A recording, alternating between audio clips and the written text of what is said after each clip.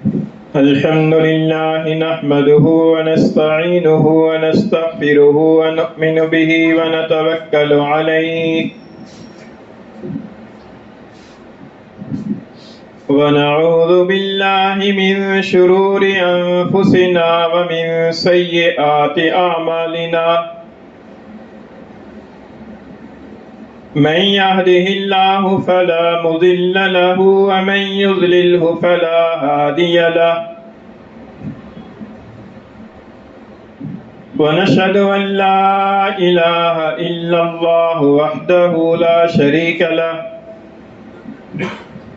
ونشهد أن سيدنا وسندنا وحبيبنا وحبيب ربنا ومولانا ونبينا محمدا عبده ورسوله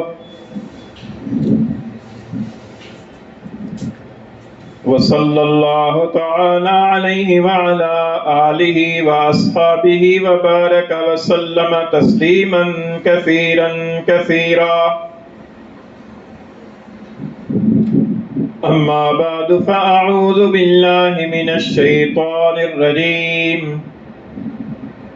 بسم الله الرحمن الرحيم قل إن صلاتي ونسكي ومحياي ومماتي لله رب العالمين وعن أبي أمامة رضي الله تعالى عنه قال قال رسول الله صلى الله عليه وسلم من أحب لله وأبغض لله وأعطى لله ومنع لله فقد استكمل الإيمان أو كما قال رسول الله صلى الله عليه وسلم صدق الله مولانا العظيم وصدق رسوله النبي الكريم ونحن على ذلك لمن الشاهدين والشاكرين والصلاة والسلام على سيد الأنبياء والمرسلين والحمد لله رب العالمين. گرامی قدر سامعین، آپ کے سامنے 8ویں پارے سے سورہ انعام کی ایک آیت کریمہ تلاوت کی ہے، اور حضور نبی کریم صلی اللہ علیہ وسلم کی احادیث میں سے ایک حدیث شریف جس کو امام ابو داؤد رحمہ اللہ نے اپنی سنن میں روایت کیا ہے، وہ حدیث آپ کے سامنے پڑھی ہے۔ اللہ تعالیٰ سے دعا ہے کہ اللہ تعالیٰ اپنی رضا کے مطابق بات کہنے کی توفیق عطا فرمائے۔ اس آیت کریمہ میں اللہ تعالیٰ نے 4 چیزوں کا ذکر فرمایا ہے، اور فرمایا کہ کل آپ فرما دیجئے ان صلاتی و نسکی، بے شک میری نماز اور میری عبادت، و محیایا و مماتی، اور میرا جینا اور میرا مرنا، للہ رب العالمین، اس اللہ کے لیے ہے جو سارے جہانوں کا پروردگار ہے۔ اس آیت کریمہ میں اللہ تعالیٰ نے حضور نبی کریم صلی اللہ علیہ وسلم سے فرمایا کہ آپ یہ فرما دیجئے کہ یہ 4 چیزیں میری اللہ کے لیے ہیں۔ میری نماز، اس کے اندر ساری بدنی عبادات آ گئیں، اور میری عبادت، نسک کا ایک معنی عبادت ہے، کوئی بھی عبادت، ہر روزہ ہو، حج ہو، صدقہ خیرات ہو، قربانی ہو، اور ایک اس کا معنی قربانی بھی ہے کہ میری نماز اور میری عبادت، یا میری نماز اور میری قربانی، گویا کہ میری ساری بدنی عبادات اور میری ساری مالی عبادات اور میرا جینا اور میرا مرنا، یعنی جب تک میں زندہ رہوں تو میری زندگی کا ایک ایک سانس، اور جب مجھے موت آئے تو میرا مرنا بھی، یہ سب للہ رب العالمین، اللہ رب العالمین کے لیے ہے۔ اس میں اس بات کی تعلیم ہے کہ انسان جو بھی عبادت کرے اس عبادت کے اندر اخلاص کو ملحوظ رکھے، خالص اللہ تعالیٰ کی رضا کے لیے اس عبادت کو انجام دے، خواہ وہ عبادت نماز کی ہو، خواہ وہ عبادت قربانی کی ہو، خواہ وہ عبادت صدقہ خیرات کی ہو، خواہ وہ عبادت حج اور عمرے کی ہو، اخلاص کا ہونا ضروری ہے۔ اور اخلاص کہتے ہیں کسی چیز کو خالص کرنا، جس چیز کے اندر کسی دوسری چیز کی کوئی ملاوٹ اور کوئی آمیزش نہ ہو۔ دیکھیے، ہم خالص گھی اسی کو کہتے ہیں کہ جو بالکل خالص گھی ہو، اس کے اندر گھی کے علاوہ کسی دوسری چیز کی یا کسی دوسرے گھی کی آمیزش نہ ہو، ملاوٹ نہ ہو۔ تو اللہ تعالیٰ کے لیے اخلاص وہی ہوگا کہ جب انسان کوئی عمل کرے تو وہ خالص اللہ کی رضا کے لیے کرے، اس کے اندر کسی مخلوق کو راضی کرنے کی یا اپنی نفسانی خواہش پوری کرنے کی ملاوٹ نہ ہو۔ مخلوق کو راضی کرنے کی ملاوٹ تو یہ ہے کہ انسان نماز پڑھے اور اس نماز پڑھنے سے اس کا مقصود یہ ہو کہ فلاں فلاں میرے معتقد ہو جائیں، یا انسان حج اور عمرے کی پر جائے اور اس کا مقصود یہ ہو کہ فلاں فلاں کے علاقے کے اندر فلاں فلاں لوگوں کے اندر میری شہرت ہو جائے کہ یہ حج اور عمرہ کر کے آیا ہے۔ انسان صدقہ خیرات کرے، اس کے اندر اس کی نیت یہ ہو، یہ صدقہ خیرات کروں گا تو لوگ میرے نام کی شہرت کریں گے، مجھے سخی اور فیاض خیال کریں گے، یہ تو ملاوٹ ہو گئی، یہ اخلاص کے خلاف ہوا۔ یہ تو مخلوق کی خوشنودی ہو گئی۔ مخلوق کی خوشنودی کی ملاوٹ ہو جائے تو وہ بھی اخلاص کے خلاف ہے۔ نفسانی خواہش اور اپنے کسی جذبے کی تسکین کی ملاوٹ ہو جائے تو وہ بھی اخلاص کے منافی ہے۔ اپنی نفسانی خواہش اور جذبے کی تسکین کرنے کے لیے آدمی کوئی عمل کرتا ہے، وہ عمل بھی خالص نہیں کہلاتا۔ اس کی مثال ایک واقعہ عرض کرتا ہوں۔ حضرت علی کرم اللہ وجہہ رضی اللہ تعالیٰ عنہ کا واقعہ ہے کہ ایک مرتبہ کسی کافر کو انہوں نے نیچے گرایا، وہ اللہ کے رسول کا گستاخ تھا، گستاخی کی وجہ سے اسے نیچے گرایا اور اس کے سینے کی پر چڑھ بیٹھے، اور قریب تھا کہ اسے قتل کر دیتے کہ اس گستاخ نے یہ سوچا کہ اب جان بچنی تو مشکل ہے اور کچھ تو کر نہیں سکتا۔ اپنا بغض نکالنے کے لیے اس نے حضرت علی رضی اللہ تعالیٰ عنہ کے چہرہ انور کی پر تھوک دیا۔ جب اس نے یہ کام کیا تو حضرت علی رضی اللہ تعالیٰ عنہ فوراً اس کے سینے سے اتر گئے اور اسے چھوڑ دیا۔ وہ شخص بڑا حیران ہوا کہ ابھی تو میرے اوپر چڑھ کر مجھے قتل کرنے کے درپے تھے، اور جب میں نے ایک اور ایسی حرکت کی کہ جس کے نتیجے کے اندر مزید غصہ آتا ہے تو آپ نے مجھے چھوڑ دیا۔ تو حضرت علی رضی اللہ تعالیٰ عنہ نے فرمایا کہ پہلے میں جو تجھے قتل کر رہا تھا تو اللہ کی رضا کے لیے قتل کر رہا تھا، اور اب اس کے اندر میرے نفسانی جذبے کی تسکین شامل ہو گئی، اب ملاوٹ ہو گئی، خالص نہیں رہا، کیونکہ اب میں تجھے قتل کروں گا تو اپنا ذاتی جو غصہ ہے وہ بھی اس کے اندر شامل ہو گیا، اب ملاوٹ ہو گئی، اس لیے میں نے چھوڑ دیا۔ تو اخلاص اس چیز کا نام ہے کہ آدمی کسی مخلوق کو خوش کرنے کی آمیزش بھی نہ کرے اور اپنے نفسانی جذبے اور نفسانی خواہش کو پورے کرنے کی آمیزش اور ملاوٹ بھی نہ کرے، تو وہ اخلاص کہلاتا ہے۔ تو فرمایا ہے کہ کل آپ فرما دیجیے، ان صلاتی و نسکی، بے شک میری نماز اور میری قربانی یا میری عبادت، و محیایا و مماتی، اور میرا جینا اور میرا مرنا، للہ رب العالمین، اس اللہ کے لیے ہے کہ جو سارے جہانوں کا پالنے والا ہے۔ اب ہماری زندگی گزر رہی ہے، ہماری زندگی جو ہے وہ سالوں سے بنی ہوئی ہے، اور سال مہینوں سے بنے ہیں، اور مہینے دنوں سے بنے ہیں،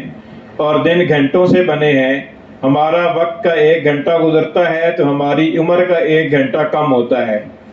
ہمارے یہ جو لمحات ہیں، یہ جو اوقات ہیں، یہ ہمارے خالص اللہ تعالیٰ کے لیے گزرنا شروع ہو جائیں، ہماری زندگی کے اوقات اور ایام اللہ کی رضا کے لیے وقف ہو جائیں، یہ ہے اپنی زندگی اللہ کے لیے کرنا۔ مرنا اللہ کے لیے ہو جائے، جب انسان کے اوپر موت کا وقت آئے تو اس موت کے وقت میں بھی اللہ تعالیٰ کے فیصلے پر دل و جان سے راضی ہو، اور اللہ تعالیٰ کی رضا کی حالت کے اندر اسے موت آئے، اور جس کے نتیجے کے اندر فرشتے اسے ندا دیں، یا ایتھا النفس المطمئنہ ارجعی الی ربک راضیۃ مرضیہ۔ فرشتے اسے آ کر خطاب کریں کہ اے نفس مطمئنہ، اپنے رب کی طرف لوٹ، تو اس سے راضی اور وہ تجھ سے راضی۔ جس رضا کی حالت کے اندر موت آئے تو مرنا بھی اللہ کے لیے ہوا۔ تو اس آیت کریمہ کے اندر 4 چیزوں کا اللہ تعالیٰ نے ذکر فرمایا کہ ان 4 چیزوں کو اللہ کی رضا کے لیے وقف کر دو۔ اب ظاہر ہے کہ جب زندگی وقف ہو گئی تو زندگی کے سارے اوقات بھی، زندگی کے سارے لمحات بھی، زندگی کی ساری صلاحیتیں بھی اللہ کے لیے وقف ہو گئیں۔ اب انسان جو کام کرے اللہ کی رضا کے لیے کرے، اور اللہ کی رضا کے علاوہ کچھ اس کا مقصود نہ ہو۔ یہ تو آیت کریمہ کے اندر فرمایا۔ حدیث شریف جو آپ کے سامنے پڑھی ہے، حضور نبی کریم صلی اللہ علیہ وسلم نے بھی 4 اعمال کا ذکر فرمایا ہے۔ حضرت ابو امامہ رضی اللہ تعالیٰ عنہ سے روایت ہے، آپ فرماتے ہیں کہ سرکار دو عالم صلی اللہ علیہ وسلم نے ارشاد فرمایا، من احب للہ و ابغض للہ و اعطى للہ و منع للہ فقد استکمل الایمان۔ ترجمہ یہ ہے کہ جس نے اللہ کی خاطر محبت کی، اور جس نے اللہ کی خاطر بغض رکھا، اور جس نے اللہ کی خاطر دیا، اور جس نے اللہ کی خاطر نہ دیا، دینے سے رکا، فقد استکمل الایمان، تو سے تحقیق اس نے اپنے ایمان کو کامل کر لیا۔ اور ایمان کا کامل کرنا یہ ہمارے ذمے ضروری ہے، کیونکہ ہماری خواہش ہے کہ ہمیں نجات کاملہ حاصل ہو۔ ہر بندے کی، ہر مسلمان کی تمنا ہے کہ اسے نجات کاملہ حاصل ہو، اور نجات کاملہ کے لیے ایمان کامل ضروری ہے۔ نجات کاملہ اس کو کہتے ہیں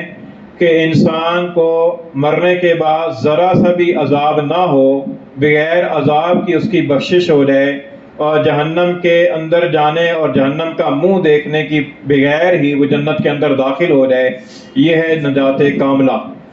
اور ہر آدمی یہی چاہتا ہے کہ نہ اسے قبر کے اندر عذاب ہو، نہ اسے حشر میں رسوائی ہو، اور نہ اسے جہنم کے اندر جانا پڑے۔ ان ساری چیزوں کے بغیر ہی اللہ تعالیٰ فضل و کرم فرما دے، اللہ تعالیٰ بخشش فرما دے، اور اس سب کے بغیر ہی انسان جنت میں داخل ہو جائے، یہ نجات کاملہ ہے۔ اور اس نجات کاملہ کے لیے ایمان کامل ضروری ہے۔ اللہ کے رسول نے فرمایا کہ ایمان کامل کے لیے ان 4 اعمال کو للہ فی اللہ کرنا ضروری ہے۔ ان 4 اعمال میں سے 2 اعمال باطن کے ہیں اور 2 اعمال ظاہر کے ہیں۔ باطن کے جو اعمال ہیں وہ دراصل ان ظاہری اعمال کا سبب اور ذریعہ ہیں، ان کے نتیجے کے اندر یہ ظاہری اعمال انسان سے صادر ہوتے ہیں۔ اور وہ اندر کے اعمال جو باطن کے اعمال کہلاتے ہیں، جن کا تعلق دل سے ہے، وہ کیا ہیں؟ وہ ایک ہے حب اور دوسرا ہے بغض، محبت اور نفرت۔ یہ انسان کے دل کے اندر 2 طرح کے جذبات اللہ تعالیٰ نے پیدا فرمائے ہیں۔ یہ دونوں جذبات آپس میں متضاد ہیں۔ جس کے ساتھ انسان کو محبت ہوتی ہے اس سے نفرت نہیں ہوتی، اور جس سے نفرت ہوتی ہے اس سے محبت نہیں ہوتی۔ یہ الگ بات ہے کہ جس سے نفرت ہے اوپر سے اس سے محبت کا اظہار بھی کر دے، جس سے محبت ہے اوپر سے اس سے نفرت کا اظہار بھی کر دے، لیکن دل کے اندر ایک ہی چیز ہوگی، یا محبت ہوگی یا نفرت ہوگی۔ دل کے اندر دونوں جذبات ایک ہی چیز کے لیے یا ایک ہی فرد کے لیے نہیں ہو سکتے۔ دل کے اندر جذبات یکساں یا درجے کے اندر ایک ہی جذبہ ہوگا، یا محبت کا جذبہ ہوگا یا نفرت کا جذبہ ہوگا۔ اور یہ محبت اور نفرت کا جذبہ پیدا کیوں کیا گیا ہے؟ اللہ تعالیٰ کی ہر چیز کے اندر، ہر مخلوق کے اندر حکمت ہوتی ہے۔ اللہ تعالیٰ نے محبت کا جذبہ بھی پیدا فرمایا، اس کے اندر بھی اللہ کی حکمت ہے، اور نفرت کا جذبہ بھی انسان میں پیدا فرمایا، اس کے اندر بھی اللہ کی حکمت ہے۔ ہمارا کام یہ ہے کہ ہم محبت کے جذبے سے اس جگہ پر اور اس موقع پر کام لیں کہ جہاں پر محبت کے جذبے سے کام لینا ہمارے لیے جائز ہے، اور نفرت اور بغض کے جذبے سے وہاں کام لیں کہ جہاں پر بغض اور نفرت کے جذبے سے کام لینا ہمارے لیے جائز ہے اور یہ اختیار میں ہے۔ تو فرمایا کہ من احب للہ، کہ جس نے اللہ کی رضا کی خاطر محبت کی، یعنی جس سے بھی محبت کی اللہ ہی کے لیے کی۔ مثال کے طور پر اس نے اگر مسجد سے محبت کی تو اللہ کی رضا کے لیے محبت کی، اپنی نام کے لیے، شہرت کے لیے، دنیا کے مفاد کے لیے، اپنی خواہشات کے لیے مسجد سے محبت نہ کی۔ مسجد سے محبت کی تو للہ فی اللہ کی، اللہ کی رضا کے لیے کی، اور اس کے اندر دنیا والوں سے، محلے والوں سے کوئی کریڈٹ اسے مطلوب نہیں ہے۔ مسجد کی خدمت کرتا ہے، اللہ سے ثواب پانے کے لیے کرتا ہے، دنیا والوں سے کریڈٹ لینے کے لیے، دنیا والوں سے شاباش لینے کے لیے نہیں کرتا۔ یہ ہے حب فی اللہ، اللہ کے لیے محبت کرنا۔ بیوی سے محبت کرتا ہے، اس لیے محبت کرتا ہے کہ اللہ اور اللہ کے رسول کی ہدایت ہے کہ بیوی سے محبت کرو، اس لیے اگر محبت کرتا ہے تو یہ محبت للہ ہے۔ محبت تو کسی فرد سے ہے، کسی عمل سے ہے، لیکن وہ محبت ہے للہ، اللہ کی رضا کی خاطر۔ ہمارا حال یہ ہے کہ ہم اللہ کے ساتھ بھی تعلق رکھتے ہیں تو اپنی غرض اور مفاد کے لیے رکھتے ہیں، غلط بات ہے، ایسا نہیں ہونا چاہیے۔ اللہ کے ساتھ تعلق جو ہے نا وہ للہ فی اللہ ہونا چاہیے۔ ہماری حالت کو اللہ تعالیٰ نے بیان فرمایا ہے، فرمایا کہ وَإِذَا أَنْعَمْنَا عَلَى الْإِنسَانِ أَعْرَضَ وَنَأَىٰ بِجَانِبِهِ وَإِذَا مَسَّهُ الشَّرُّ فَذُو دُعَاءٍ عَرِيضٍ۔ فرمایا کہ جب ہم انسان کی پر کوئی انعام کرتے ہیں، انسان کی پر کوئی نعمت اسے عطا فرماتے ہیں، تو أَعْرَضَ وَنَأَىٰ بِجَانِبِهِ، منہ موڑتا ہے اور ایک طرف کو چل پڑتا ہے، اللہ کے حق کا، اللہ کی نعمت کا کوئی شکر ادا نہیں کرتا، اپنے قوت بازو کی پر بھروسہ کرنے لگتا ہے، اپنے قوت بازو کی پر فخر کرنے لگتا ہے، اپنے ہنر اور کمال کی طرف اس کی توجہ جاتی ہے، اللہ کے فضل اور احسان کی طرف اس کی توجہ نہیں جاتی۔ وَإِذَا مَسَّهُ الشَّرُّ فَذُو دُعَاءٍ عَرِيضٍ، اور جب اسے کوئی تکلیف پہنچتی ہے پھر لمبی چوڑی دعائیں کرنا شروع ہو جاتا ہے۔ مطلب کیا ہوا کہ مطلب یہ ہوا کہ انسان کا اللہ کے ساتھ بھی تعلق خود غرضی کی پر مشتمل ہے، خود غرضی پر مبنی ہے۔ جہاں اپنا کوئی مسئلہ پھنس گیا، جہاں دنیا کی کوئی مصیبت آ گئی، وہاں پر مسجد بھی یاد آ گئی، وہاں پر نفلیں بھی شروع کر دیں، لمبے لمبے وظیفے بھی شروع کر دیے، آیت کریمہ پڑھنی بھی شروع کر دی، اور اللہ سے لمبی چوڑی دعائیں بھی کرنا شروع کر دی، اور جب وہ مصیبت ٹل گئی تو پھر کہاں مسجد، پھر کہاں نماز، پھر کہاں ذکر، پھر کہاں دعا، پھر کوئی چیز یاد نہیں رہتی۔ تو یہ الیاذ باللہ اللہ تعالیٰ کے ساتھ بھی ہمارا تعلق مخلصانہ نہ ہوا، اللہ کے ساتھ بھی ہمارا تعلق اپنی غرض پر ہی ہوا، اپنی غرض پر مبنی ہوا۔ اس کو اللہ تعالیٰ نے یہاں بیان فرمایا۔ تو فرمایا کہ جو عمل بھی انسان کرے وہ اللہ کے لیے کرے، نماز پڑھتا ہے اللہ کی رضا کے لیے پڑھے، صدقہ خیرات دیتا ہے، دنیا کے اندر اسے یہ مطلوب نہ ہو کہ میری تصویریں لگیں، میری ویڈیوز بنیں اور میری یہ چیزیں شیئر ہوں، آگے لوگوں تک پھیلیں اور میرے فالوور زیادہ ہو جائیں اور میرے چاہنے والے زیادہ ہو جائیں، یہ مطلوب نہ ہو، بلکہ مطلوب یہ ہو کہ اللہ کی رضا حاصل ہوگی۔ آج ہم دین کے کام جو کرتے ہیں، ان دین کے کاموں کے اندر بھی ہم یہ چاہتے ہیں کہ ہمیں لوگوں کی طرف سے شاباش مل جائے، لوگوں کی طرف سے انعام مل جائے۔ کہ ایک صحابی کا واقعہ کہیں پڑھا تھا کہ مال غنیمت کے طور پر مال اکٹھا ہوا، وہ ایک بیل کے سر کے برابر سونے کا ایک چیز لے کر آئے اور مال غنیمت کے طور پر جمع کرایا۔ تو جن کے پاس جمع ہو رہا تھا انہوں نے پوچھا کہ آپ کا نام کیا ہے؟ فرمانے لگے کہ جس ذات کی رضا کے لیے میں نے یہ کام کیا ہے وہ میرے نام کو بھی جانتی ہے، میرے باپ کے نام کو بھی جانتی ہے، آپ کو نام جاننے کی ضرورت نہیں ہے، اللہ کی رضا کے لیے کیا ہے۔ آج ہم 1000 روپیہ مسجد میں دیں، ہم یہ چاہتے ہیں کہ ہمارا اسپیکر کی پر اعلان ہو کہ فلاں صاحب نے اتنا چندہ مسجد کے لیے دیا ہے، اس کے لیے دعا کر دیں۔ اس کے لیے ہیلا بہانہ کیا کرتے ہیں؟ ہیلا بہانہ یہ ہوتا ہے جی کہ ہمارے لیے دعا کروا دینا۔ حالانکہ دعا جو ہے یہ ایسا عمل ہے کہ انسان خود کرنی چاہیے، دعا ایک عبادت ہے۔ اللہ کے رسول نے فرمایا کہ دعا عبادت کا مغز اور نچوڑ ہے۔ انسان کو خود اللہ کے ساتھ تعلق اتنا ہونا چاہیے کہ وہ اللہ تعالیٰ سے خود مانگے۔ ہم اللہ تعالیٰ سے اتنے بیگانہ ہیں کہ ہم دعا بھی اپنے لیے نہیں مانگتے، اللہ سے مانگتے بھی اپنے لیے خود نہیں ہیں۔ ہم کسی سے کہتے ہیں کوئی ہمارے لیے مانگے، کوئی کیوں مانگے، ہم کیوں نہ خود اللہ کے سامنے ہاتھ پھیلائیں، ہم خود اللہ سے بھی کیوں نہ مانگے۔ ہمارا اللہ کے ساتھ کوئی اتنی بیگانگی ہے، اتنی اجنبیت ہے۔ تو یہ چیز ہے کہ انسان جو کام کرے وہ اللہ کے لیے کرے، خالص اللہ کی رضا کے لیے کام کرے۔ تو فرمایا کہ من احب للہ ہے کہ جو محبت کرے، کسی عمل سے محبت کرے، کسی ذات سے، کسی فرد سے محبت کرے، اللہ کے لیے محبت کرے، اس کے اندر نفسانی خواہش کی آمیزش نہ آنے دے۔ آج ہم اللہ کے رسول سے محبت کرتے ہیں، اس کے اندر بھی اپنی خواہشات کے مطابق محبت کرتے ہیں، خواہشات کی آمیزش ہوتی ہے۔ اللہ کے رسول سے محبت بھی ہم خالص نہیں کرتے۔ ہم اللہ کے رسول سے محبت کرتے ہیں، اپنے بازاروں کو سجاتے ہیں جس سے ہمارا جی خوش ہوتا ہے، اپنے لائٹنگ کرتے ہیں جس سے ہمارا جی خوش ہوتا ہے۔ ہمیں اس سے کوئی غرض اور مطلب نہیں ہے کہ اللہ کے رسول کی خوشنودی کس میں ہے، اللہ کے رسول کس سے خوش ہوں گے، ہمیں اس سے کوئی سروکار نہیں ہے۔ ہم اللہ کے رسول کی محبت کا بھی جو پرچار کرتے ہیں خواہشات کی آمیزش کر کے کرتے ہیں۔ تو ایسی ملاوٹ والی چیز اللہ اور اللہ کے رسول کی خاطر، کتنے افسوس کی بات ہے کہ ملاوٹ والی چیز ہم خود اپنے لیے پسند نہیں کرتے۔ کوئی ملاوٹ والی چیز ہمیں تحفے کے طور پر دے، ہمیں وہ چیز پسند نہیں آتی،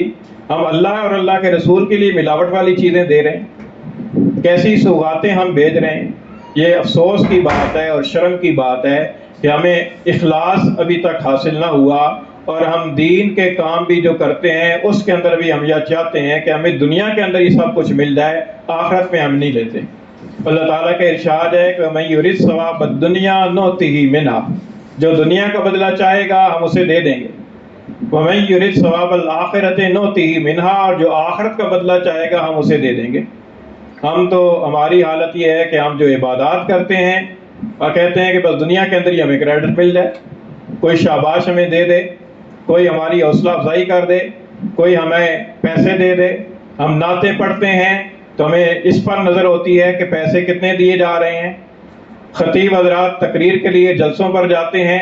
تو پیسے کتنے آ رہے ہیں۔ انہیں اس بات سے غرض نہیں ہے کہ دین کا پیغام اللہ کے بندوں تک پہنچ جائے، اللہ کے دین کا پیغام صحیح طریقے سے اللہ کے بندوں تک پہنچ جائے، رسول اللہ صلی اللہ علیہ وسلم کی حمد اور نعت کو خالص اللہ اور اللہ کے رسول کی خوشنودی کے لیے پڑھا جائے، اس کی بجائے پیسوں کی پر نظر ہوتی ہے۔ تو ہم یہ چاہتے ہیں کہ بس جو دین کا کام بھی ہم کر رہے ہیں بس دنیا کے اندر ہی ہم سب کچھ مل جائے، حالانکہ یہ تو خالصتاً اللہ کے لیے اور آخرت کے لیے کرنے چاہیے، جائے کہ یہ عبادات کے۔ حالانکہ تعلیم تو یہ ہے کہ ہم جو لوگوں کے ساتھ طرز عمل اختیار کریں وہ بھی للہیت پر مبنی ہونا چاہیے۔ چنانچہ اللہ تعالیٰ ارشاد فرماتے ہیں، فرمایا کہ انما نطعمکم لوجہ اللہ لا نرید منکم جزاء ولا شکورا، کہ اللہ تعالیٰ کے جو نیک بندے ہیں، پیچھے ابرار کا ذکر ہے، جو اللہ تعالیٰ کے نیک بندے ہیں، فرمایا کہ ان کی خوبی یہ ہے کہ وہ کسی یتیم کو، کسی مسکین کو، کسی قیدی کو کھانا کھلاتے ہیں، کھانا کھلانے کے بعد وہ اس بات کی بھی تمنا نہیں رکھتے کہ یہ بدلے میں ہمیں جزاک اللہ کہے، یہ بدلے میں ہمیں شکریہ کہے کہ آپ کا شکریہ۔ ہم صدقہ دیتے ہیں، صدقہ دینے کے بعد کہتے ہیں دعا کرنا ہمارے لیے، ہم تو بدلہ لے رہے ہیں۔ ہمیں صدقہ دیتے ہیں، ہم اگلا آدمی ہمیں شکریہ نہ کہے تو ہماری دل کے اندر ایسی رنجش پیدا ہوتی ہے کہ اگلی دفعہ اس کو دینا ہی نہیں ہے، یہ تو بالکل ناشکرہ اور ناقدرہ ہے، اس نے شکریہ تک نہیں کہا۔ اللہ تعالیٰ فرماتے ہیں کہ جو نیک بندے ہیں وہ یہ کہتے ہیں انما نطعمکم لوجہ اللہ، ہم نے تمہیں اللہ کی رضا کے لیے کھلایا ہے، لا نرید منکم جزاء ولا شکورا، ہم تم سے جزاک اللہ بھی نہیں چاہتے، ہم تم سے شکریہ بھی نہیں چاہتے، ہم یہ بھی نہیں چاہتے کہ تم شکریہ کہو، ہم یہ بھی نہیں چاہتے کہ تم جزاک اللہ کہو، ہم یہ بھی نہیں چاہتے کہ ہمارے لیے دعا کرو۔ آج کسی کو ہدیہ دیا جاتا ہے، کسی کو صدقہ دیا جاتا ہے، ہمارے لیے دعا کرنا، بھئی تم خود کیوں نہیں دعا کرتے؟ تم خود دعا کرو۔ اس کا مطلب تو یہ ہوا کہ اس کے ساتھ اپنی خواہش کا جوڑ اور خواہش کا ٹانکا لگایا ہوا ہے، خالص للہیت کی بنیاد پر تو ہوا نہیں۔ تو مطلوب یہ ہے کہ خالص اللہ کی رضا کے لیے۔ بزرگان دین کا تو طریقہ بعضوں کا یہ بھی ہے کہ ہدیہ دیا اور ہدیے کے ساتھ ہی درخواست کی کہ حضرت ہمارے لیے دعا کرنا، حضرت نے فرمایا ہدیہ لے جاؤ، ہمیں نہیں چاہیے۔ تو یہ تو آمیزش ہو گئی اپنی نفسانی خواہش کی۔ ہدیہ تو خالص خوشنودی کے لیے ہوتا ہے، اللہ کی رضا کے لیے دیا جاتا ہے۔ تو یہ فرمایا کہ یہ جو دنیاوی تعلقات ہیں ان کے اندر بھی للہیت مطلوب ہے کہ آدمی کسی کے ساتھ احسان کرے تو یہ تمنا نہ رکھے اور یہ توقع نہ رکھے کہ بدلے میں یہ بھی میرے ساتھ احسان کرے گا۔ حدیث شریف کے اندر آیا ہے، اللہ کے رسول نے فرمایا کہ سل من قطعک، صلہ رحمی کر اس کے ساتھ جو تیرے ساتھ قطع رحمی کرتا ہے۔ آج ہم یہ سوچتے ہیں کہ فلاں چچا نے، فلاں ماموں نے ہمیں اپنی شادی پر، اپنے بیٹے کی شادی پر نہیں بلایا تھا، ہم اب اپنے بیٹے کی شادی کر رہے ہیں، ہم بھی نہیں بلائیں گے۔ بدلے کا بدلہ ہو گیا۔ ہم یہ چاہتے ہیں ہم فلاں، میں بیمار ہو گیا تھا، وہ فلاں جو میرا بھتیجا بھانجا ہے وہ مجھے پوچھنے کے لیے نہیں آیا، اب وہ بیمار ہو گیا تو میں بھی نہیں جاؤں گا پوچھنے کے لیے۔ یہ تو عدلے کا بدلہ ہو گیا۔ بھائی اگر للہیت کے لیے، اللہ کی رضا کے لیے اور ثواب حاصل کرنے کے لیے عیادت کرنی ہے تو پھر اس پر نظر کیوں ہے کہ وہ میری عیادت کے لیے آیا یا نہیں آیا؟ پھر تو اللہ کی رضا کے لیے، پھر تو بدلہ اللہ سے لینا ہے، اس سے تھوڑا ہی بدلہ لینا ہے۔ تو رشتہ داروں کے ساتھ جو صلہ رحمی کرنی ہے وہ ہم رشتہ دار کے ساتھ صلہ رحمی اگر اللہ کی رضا کے لیے کریں گے پھر ان چیزوں پر نظر نہیں ہوگی کہ وہ ہمارے لیے کیا کر رہے ہیں، وہ ہمارے ساتھ کیا سلوک کر رہے ہیں، بلکہ پھر تو اللہ سے بدلہ لینا ہے، اس سے تو بدلہ لینا ہی نہیں ہے، وہ چاہے کچھ بھی کرتا رہے۔ تو فرمایا کہ سل من قطعک، کہ جو تیرے ساتھ قطع رحمی کرے تو اس کے ساتھ صلہ رحمی کر۔ اب قطع رحمی کرنے والے کے ساتھ صلہ رحمی کرنا تو بہت مشکل ہے اس آدمی کے لیے کہ جس کے دل کے اندر یہ ہو کہ میں نے لوگوں سے ہی کریڈٹ لینا ہے، اور جس کے دل میں یہ ہو کہ میں نے صلہ رحمی اللہ کی رضا کے لیے کرنی ہے، وہ پھر یہ نہیں دیکھے گا کہ اس نے میرے ساتھ قطع رحمی کی ہے یا صلہ رحمی کی ہے، وہ تو پھر اللہ کی رضا کے لیے کرے گا۔ سل من قطعک واعف عمن ظلمک، اور معاف کر اس کو جس نے تیرے ساتھ ظلم کیا ہے۔ آج ہم کسی کی طرف سے زیادتی ہو جائے ہم اسے معاف کرنے کے لیے تیار نہیں ہیں، ہمارا بس چلے تو ہم اس کا چھین لیں، اس کے پاس جو مال و دولت ہے وہ چھین لیں، ہمارا بس چلے تو ہم اس سے انتقام کی خاطر اس پر چڑھ دوڑیں۔ یہ جو ہمارا بس نہیں چلتا اس وجہ سے ہم رکے رہتے ہیں، ورنہ اندر کی نفرت اتنی ہے کہ آدمی چاہتا ہے کہ میں اس کو کچا کھا جاؤں۔ حالانکہ اللہ کے رسول فرماتے ہیں کہ ومن ابغض للہ، من احب للہ و ابغض للہ، نفرت بھی اللہ کی رضا کی خاطر ہو، ذاتی انتقام کی خاطر، ذاتی نقصان کی خاطر یہ نفرت نہ ہو، بلکہ نفرت کا جذبہ بھی اللہ کی رضا کے تابع ہو جائے۔ للہیت کی بنیاد پر اگر کسی سے نفرت بھی کرنی ہے تو نفرت اس لیے کرنی ہے کہ وہ اللہ کا دشمن ہے، اس لیے نفرت ہے، اس لیے نفرت نہیں کرنی کہ اس نے میرے ساتھ برا سلوک کیا ہے اس لیے نفرت کر رہا ہوں۔ یہ تو ذاتیات کی بنیاد پر ہو گیا۔ اور ہمارا تو پیمانہ یہی ہے کہ ہمیں تو وہ بندہ اچھا لگتا ہے جو ہمارے ساتھ اچھا کرے، ہمارا تو پیمانہ یہ ہے، معیار یہ ہے، اور جو ہمارے ساتھ برا کرے وہ کہتے ہیں یہ تو بہت برا آدمی ہے، چاہے وہ اپنی جگہ پر کتنا ہی اچھا کیوں نہ ہو، لیکن جو ہمارے ساتھ اچھا کرے چاہے وہ اپنی جگہ کتنا ہی برا ہو کہتے ہیں یہ بہت اچھا آدمی ہے۔ ہمارا معیار، ہمارا پیمانہ یہ ہے ذاتیات کی بنیاد پر۔ تو فرمایا کہ من احب للہ و ابغض للہ، جس نے اللہ کی رضا کی خاطر محبت کی، جس سے بھی محبت کی اللہ کی خاطر محبت کی، وہ ابغض للہ، اور جس سے بھی نفرت کی اللہ کی رضا کی خاطر نفرت کی، وہ آتا للہ و منع للہ، اور اللہ کی رضا کی خاطر دیا، جس کو بھی دیا جب بھی دیا، مسجد میں چندہ دیا اللہ کی رضا کی خاطر، کسی کو ہدیہ دیا اللہ کی رضا کی خاطر، مہمان کا اکرام کیا اللہ کی رضا کی خاطر، صدقہ خیرات کسی کو دے دیا اللہ کی رضا کی خاطر، کسی کا تعاون کر دیا اللہ کی رضا کی خاطر، کسی کو کوئی کام کر دیا اللہ کی رضا کی خاطر۔ فرمایا کہ جس نے جس کو دیا، جو دیا اللہ کی رضا کی خاطر دیا، وَمَنَعَ لِلَّهِ، اور جس کو دینے سے رک گیا، اس کا ہاتھ رک گیا جہاں پر خرچ کرنے سے، تو وہ اللہ کی رضا کے لیے خرچ کرنے سے رک گیا، خرچ کرنے کو جی چاہ رہا ہے کہ بہت زیادہ اس کے پر خرچ کیا جائے، لیکن وہ خرچ کرنا اللہ کی رضا کے مطابق نہیں ہے، اللہ کے حکم کے مطابق نہیں ہے، اس لیے ہاتھ روک لیا، اسراف سے ہاتھ روک لیا، فضول شادی بیاہ کی رسومات کی پر خرچ کرنے سے ہاتھ روک لیا، جی چاہ رہا ہے کہ بہت کھلے ڈلے طریقے سے باپ کا 40واں کروں اور 10 12 دیگیں پکاؤں اور ہزار بندوں کو بلاؤں، لیکن یہ سوچ کر کے یہ اللہ کی رضا کے مطابق نہیں ہے۔ ہاتھ روک لیا اور وہی چپکے سے صدقہ خیرات کر کے باپ کو ایصال ثواب کر دیا۔ فرمایا کہ منع للہ، اللہ کی خاطر دینے سے رک گیا، خرچ کرنے سے رک گیا، فقد استکمل الایمان، تو اس نے اپنے ایمان کو کامل کیا۔ یہ جو دینا ہے، دینے کے پیچھے جذبہ کام کرتا ہے محبت کا، اور یہ جو رکنا ہے، رکنے کے پیچھے جذبہ کام کرتا ہے بغض کا۔ اللہ کے رسول کے ارشاد کی اور الفاظ کی ترتیب دیکھیے، فرمایا کہ من احب للہ و ابغض للہ، باطنی دو اعمال، دو جذبوں کا بیان، وآتى للہ و منع للہ، ان جذبوں کی بنیاد پر صادر ہونے والے اعمال کا ذکر، اور پھر فرمایا کہ فقد استکمل الایمان، گویا کہ ایمان کے کمال کی ضروری ہے کہ ہماری محبت اور ہمارے نفرت کے جذبات اللہ کی رضا کے تابع ہو جائیں۔ اللہ تعالیٰ سمجھ عطا فرمائے اور عمل کی توفیق عطا فرمائے۔